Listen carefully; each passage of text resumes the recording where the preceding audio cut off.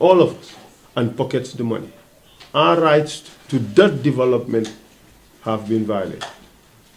And the corruption is also one contribution to instability in countries. We don't want that instability. But it also impoverishes people. Just imagine people's salaries stolen, or projects that would improve, say, the healthcare of people. The money is stolen. So the effects of corruption in our society far outstrip the pocketing of funds by an individual. They have serious debilitating and consequential effects on the lives of people. And that's why corruption has to be stamped out from Gambian society. So we encourage the new government to take corruption very seriously and take such anti-corruption measures that would reduce corruption and graft in this country. If we don't do that, our development would be retarded by 40%. Otherwise, I mean, we could have grown faster than we are had it not been for the grip of corruption in our society. So that is one very important issue we recommend the government to work on. That's why we made it a significant issue in our campaign. The other is the healthcare sector in this country. It is disheartening to learn that our sisters, mothers, and daughters die in hospitals because there aren't any gloves, or that the power goes out, or that there are no medications, or a doctor is not available. So these are all very significant areas that the government should look into. Like I've said throughout the campaigns, ours is a developing country. Every sector requires urgent intervention. So what we say is we ask the government to be very sensitive and alive to the needs of the Gambian people, to look into the issue of the cost of living, which is like a runaway train, to look into the issue of wages, because people are paid salaries that that compels them to sit in indignities of life, and things like that. So there is a lot this government has to do. So we encourage the government to be alive to these issues, but be rest assured that as a would-be party in opposition, we would continue to make our case about the plight of the Gambian people and what are the issues that should take this country forward. And we would never tire doing that. Thank you. I have a question. I am from Gambian Parents Promotion. The question I have is that yesterday we have seen you with the UDP party leader and also Mama Kande of DDC. And then later on we see you congratulating the president, Adam Barrow. Then all of you have rejected the election report yesterday, but seeing you that you have accepted that the president has won the election. What advice would you have for the other party leaders? Look, it would be arrogant for me to advise them as to what to do. It would be arrogant, it would be disrespectful. These are party leaders. They know best what is good for their party and for their position. I do trust that both of them, or all of them, would do what they think is best for the country. I believe that all of them would be law-abiding. I believe that all of them would avoid taking steps that would plunge the country in chaos. I say this because I respect all of them as party leaders, and I do believe that all of them have the interest of the nation at heart. That is my belief. I am not the person who would disrespect somebody else. I am not the person who would cast aspersion on the integrity of people, especially leaders. I would always give them the due regard and respect that they deserve, even when some of them may not accord me the same courtesy. But I think that it is dignified and honorable to understand that as leaders there is a responsibility, and that the responsibility is to look beyond the self and think about what is in the best collective interest of the Gambian people. And I trust that they will do that. Okay. One more question. Alejalo. So my question is... Alejalo, read me the trumpet.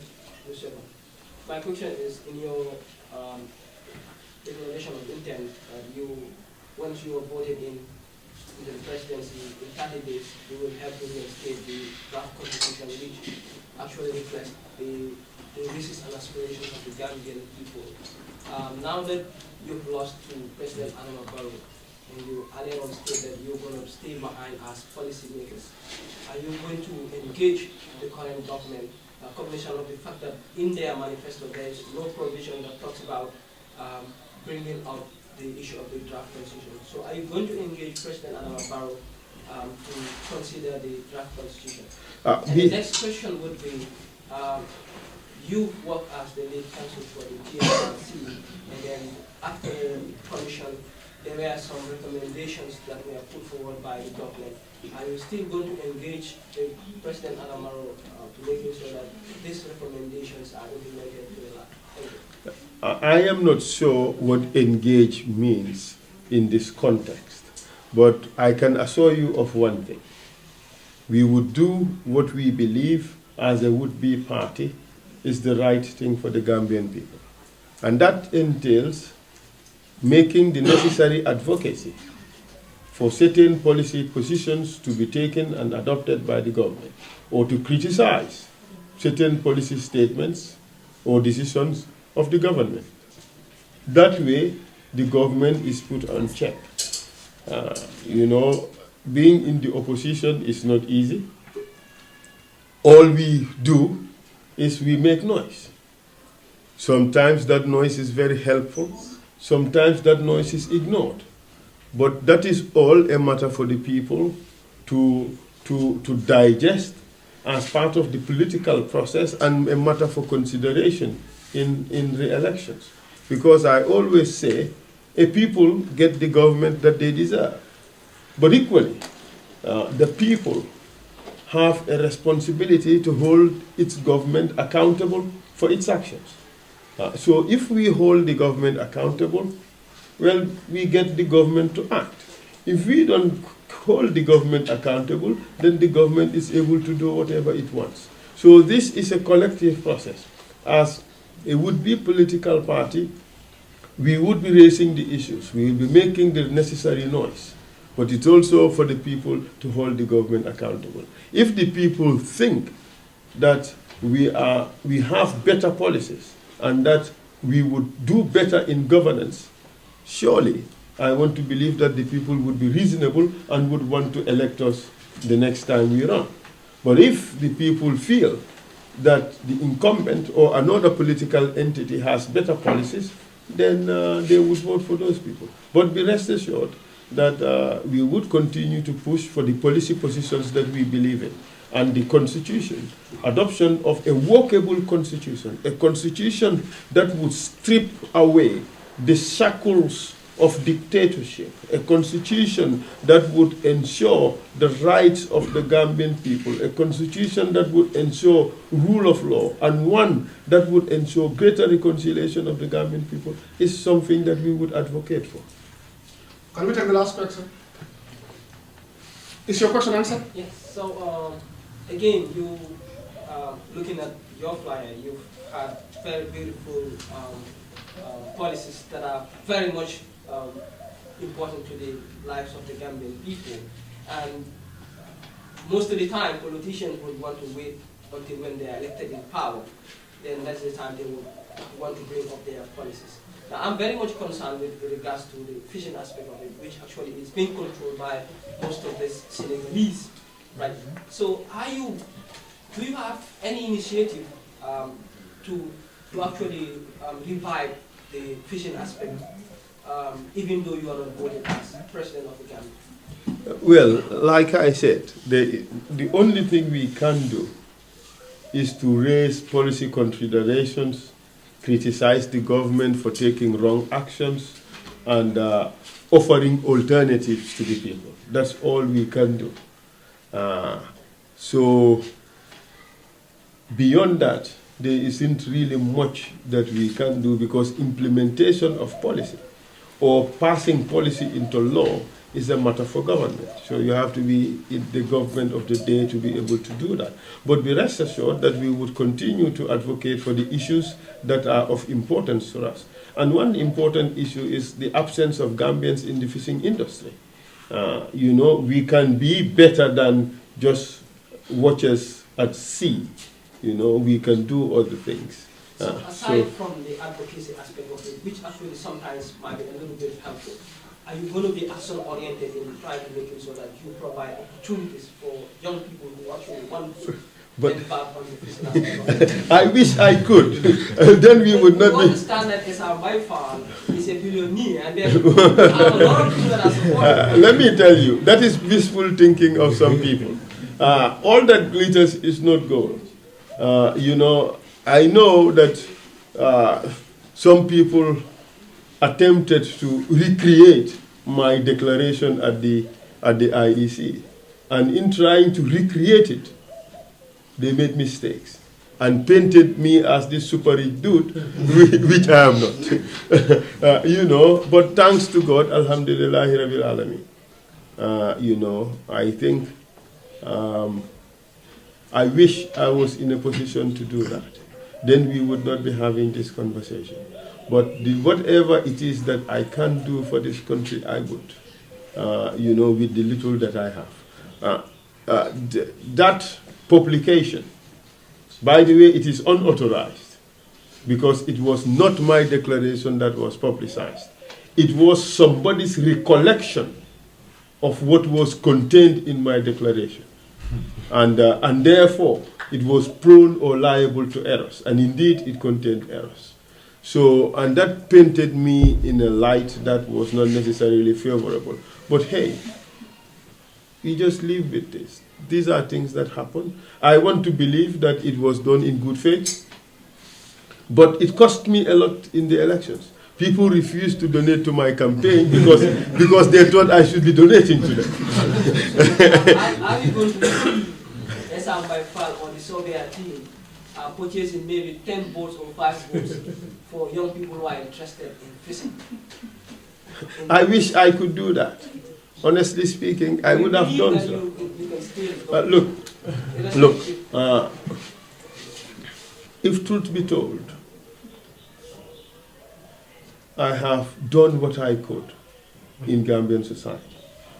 For anybody who's close to me just a little bit would know what I have been doing, the way I have been living my life in this country. Anybody who worked at the TRRC would know how I have lived my life in this country. I have done what I can. And it pains me that there is a whole lot more to be done. Unfortunately, I couldn't do it. And that's one of the reasons why I chose to run for president. Because what is happening in this country is hard for some people. But that's the way life is. You know, we can't solve it all. It requires a government to solve the problems. Even the government cannot solve them all. So we can only keep trying. And I do hope that in Gambia we would make it our priority to galvanize all the resources of the country and use them for one purpose, and for one purpose only, which is for the development of the Gambian people. And that is why I am here, running for president, hopefully yet again. Thank you very much. Now, do you have any question? Question from Equity House. Yes.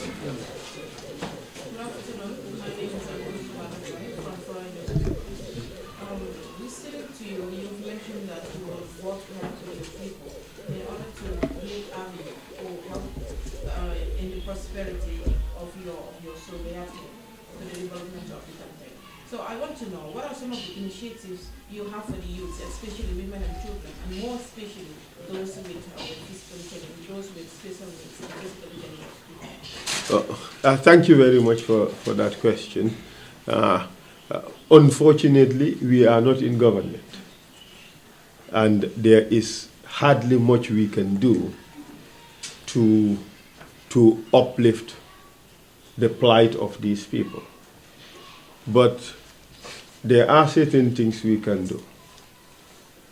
We can be policy advocates for things that would advance their cause. We could come up with initiatives that could also help their cause. But we are not in government to implement policy. As a would-be political party, by God's grace, we can take positions that may galvanize the government of the day to also take certain actions. But beyond that, there is hardly much we can do. I do hope that someday, by the grace of God, we will be given responsibility for the governance of this country. And when that happens, you would see that the policies that we have in our blueprint would be implemented. Policies that are pro-youth and pro-women. Policies that are pro-physically challenged Gambians. Policies that would ensure that there is no discrimination for these people. Policies that would ensure that there are investments in the areas that concern them. Say for the youth, we would be concerned about reducing the problem of youth unemployment. We would be concerned about ensuring that we provide suitable education for the Gambian youth. Education that would put them firmly in the 21st century. Education that would equip and enable them to be independent people, people who are able to fend for themselves even if they are not employed.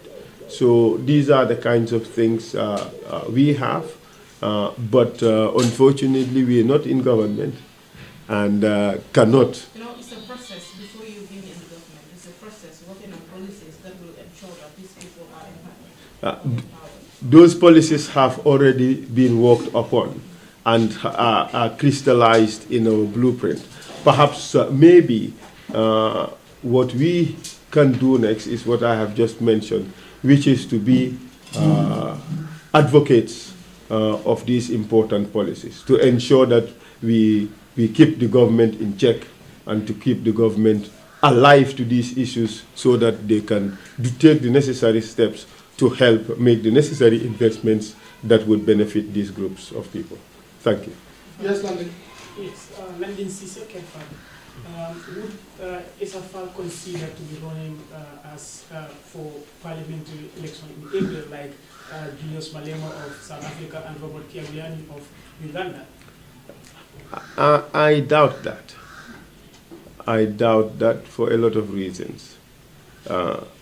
Running for president in this country is very tedious, time-consuming, and also financially draining, especially for a small team like ours that is rejecting big donors. We refuse to take big money from donors. We refuse to take money from non-Gambians.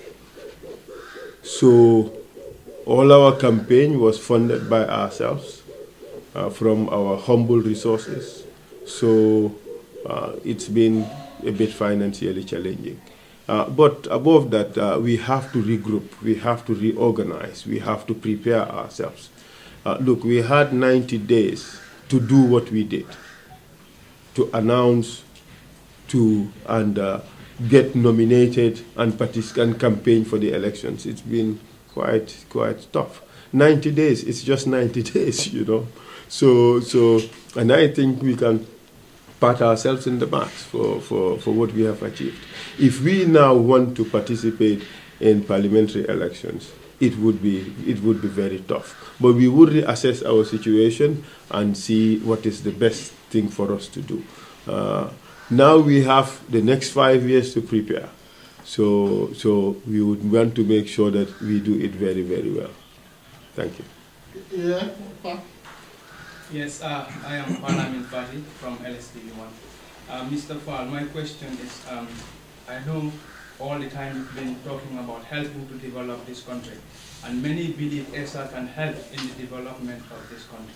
And if Team Essa Faal or Essa Faal is given the chance to, or given the chance by President Barrow to be one of his ministers, will you be ready to grant or get the position? Look, these are things for which there is no yes or no answer. It depends on the needs of the country and what I think is best at the time. So to say a yes or a no would not be appropriate under the circumstances. These are things that are better left untouched until the occasion presents itself, and then you evaluate the situation at that time and make what one believes is the right decision. For me, it's not about position. If it was about position, I would have entered a coalition before the election. But it's not about position. If it is about position, maybe I should be on my way to The Hague tomorrow, because I have also been offered a job at The Hague, at the International Criminal Court. So it is not about that. It is about being available to help my country. And I am ready to do that. That's why I am here. Mr. Sanyang wants to say something. Yeah, my name is Alaji Sanyang and I'm the campaign chairman. Our belief is that as Gambians, we can help with Gambia without being ministers. And if you look at the composition of the executive of Essa Faal campaign team, and everything that we've wanted is not positions, it's what can we do to help the country. And we all know what Essa Faal did at the TRRC, and many of you can attest that he did more for the country than several of the ministers who were there. So yes, he will be participating in the development of the country, not necessarily being a minister, but as a private citizen also, he can help in the development of the country. There are several private citizens who are out there who are doing more than several of the ministers, we believe. Thank you. Yes. Bana, you want to ask a question? You good? Any other? Yes. I am Alijo from the Point. So many of the people are in a suspense to know as to whether this Soviet movement will be modified into a political party or would remain as a movement. So what do you have to tell the people out there? Is it going to be maintained as a movement and you contesting as an independent candidate who will be modified into a political party and you will contest under the banner of a political party? Thank you very much. That's a very good question. But in all likelihood, it would be changed to a political party. I mean, maybe some of you don't know, but it is very tough to run as an independent candidate without structures, and especially for the little time we had, 90 days to contest a nationwide elections. It is very, very tough. We are used to challenges, and we are used to conquering challenges. And that was one of the reasons why we were bold and audacious and believed that we could conquer this enormous mountain. But here we are. We did not succeed in doing that. This opportunity presents itself for us to reorganize and better position ourselves for the future. And we believe that a political party is the way to go, for the simple reason that it compels you to have the necessary structures and the footholds in the local communities, which are really important in helping any political party put its agenda out there and have that connection with the local people to enable an opposition itself to win an election. So the answer to your question is yes, we are planning in London. One very last question. You have congratulated the president. It seems that like you are not moved by position, but instead moved by the fact that you want to contribute to the development of this country. So, what advice do you have for the government about corruption? What would you like to recommend to the government and stuff? It feels like you've been listening into some conversations as the fly on the wall. Look, we did not just run for president because we just want to be president. We ran because there are certain problems in our society which require that we solve them for the development of this country. And we thought that we could do something about that. That's why we participated in this election. And corruption is one that is very significant and very high up in our agenda. We do believe that it's because of the corruption in this country that's why the Gambia is listed as 152 out of 153 countries was to do business list. So something has to be done about it. As a lawyer, I see corruption as a human rights violation. And you know why? Just imagine if there is to be a road going into Kerseri, right? And somebody thinks that she or he deserves it better than all of us and pockets the money. Our rights to that development have been violated. And the corruption is also one contribution to instability in countries. We don't want that instability. But it also impoverishes people. Just imagine people's salaries stolen, or projects that would improve, say, the healthcare of people. The money is stolen. So the effects of corruption in our society far outstrip the pocketing of funds by an individual. They have serious debilitating and consequential effects on the lives of people. And that's why corruption has to be stamped out from Gambian society. So we encourage the new government to take corruption very seriously and take such anti-corruption measures that would reduce corruption and graft in this country. If we don't do that, our development would be retarded by 40%. Otherwise, I mean, we could have grown faster than we are